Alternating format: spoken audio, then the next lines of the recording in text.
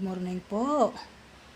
Ito po, for today's video ko, ako po ay nagluto ng hipon na hinaluan ko ng talbos ng kamote. Ayan.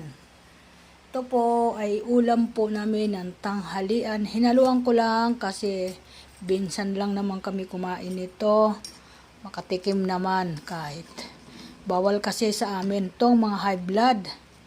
Pero dahil sa napagtripan ko kumain ng ganito, ito niluto ko. Hinaluan ko lang po ito ng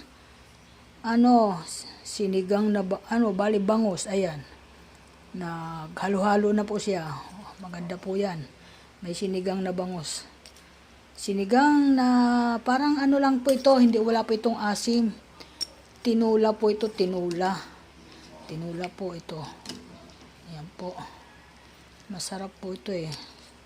Ito po yung importante sa amin, yung sabaw na ganito na may gulay na talbos. Ayan, yan po yung mga bangus. Ayan yan, hinaluan ko po siya ng mga bangus, mga kaibigan, para may lakas ang katawan. Pero tama na po yan. Okay na po namin tanghalian yan.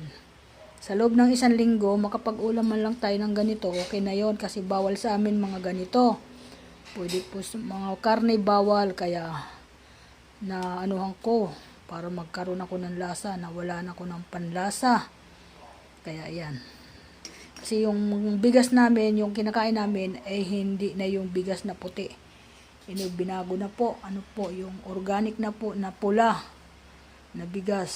Ayun po yung kinakain namin ngayon, kaya medyo gaganahan kami kahit papaano dito magkaroon ng sabaw hihigupin.